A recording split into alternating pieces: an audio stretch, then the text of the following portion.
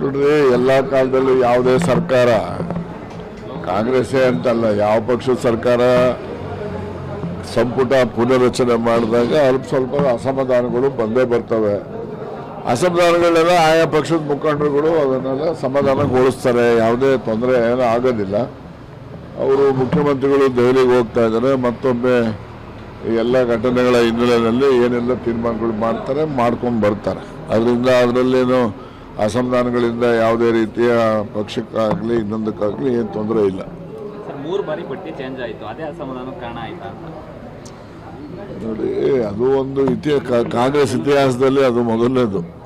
ಯಾವಾಗಲೂ ಪಟ್ಟಿಗಳು ಈ ಥರ ಬದಲಾವಣೆ ಆಗಿದ್ದು ನಾನು ಕೂಡ ಕೇಳೂ ಇಲ್ಲ, ನೋಡೂ ಇರಲಿಲ್ಲ.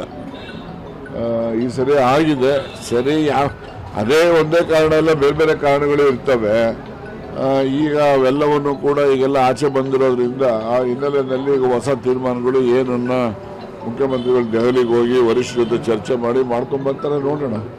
ಈಗ ಕನ್ನಡ ಮೀಸಲಾತಿ ಸಂಪುಟಂಗೆ 15% ಮಾಡಿದ್ರೆ ತುಂಬ ಅನುಕೂಲ ಆಗುತ್ತೆ ಅನ್ನೋದು. ಹೌದು. ಈಗ ಇವತ್ತಿನ ಚರ್ಚೆನಲ್ಲಿ ನಾನು ನೋಡಿದಾಗೆ ಈಗ ಕನ್ನಡದ ಮಾಧ್ಯಮದಲ್ಲಿ ಓದಬೇಕು ಅಂತಕ್ಕಂಥದ್ದು ಮಕ್ಕಳಲ್ಲಿ ಆಸಕ್ತಿ ಹುಟ್ಟಿಸ್ಬೇಕು.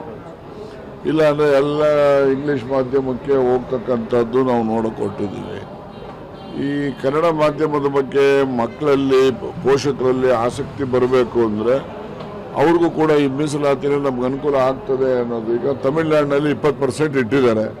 ನಮ್ಮಲ್ಲೂ ಕೂಡ ಇಡೋವಂಥ ಪ್ರಯತ್ನ ಯಾಕೆ ಮಾಡಬಾರ್ದು? ನಾವು ಕನ್ನಡ ಉಳಿಸಿ ಬೆಳೆಸಿ ಅಂತ ಊರೆಲ್ಲ ಟಾಮ್ ಹೊಡಿತೀವಲ್ಲ. ನಾವು ಕನ್ನಡ ಓದಂಥವ್ರಿಗೆ ಏನು ಇನ್ಸೆಂಟಿವ್ ಏನಿದೆ?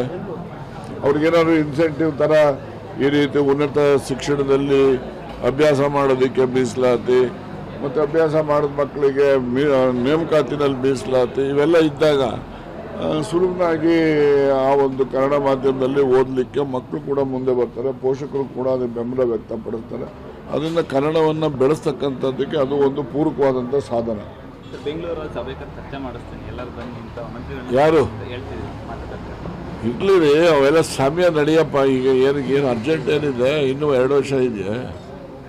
ಇನ್ನೂ 2 ವರ್ಷ ಇದೆ. ಸಭಾಪತಿ ಹೊರಟ್ಟಿ ಅವರಿಗೆ ಬಲವಂತವಾಗಿ ರುಜು ಹಾಕ್ಸಕ್ಕಾಗ್ತದ? ಅವ್ರ ಕಾಗದ ಓದಿದ್ದೀರಾ?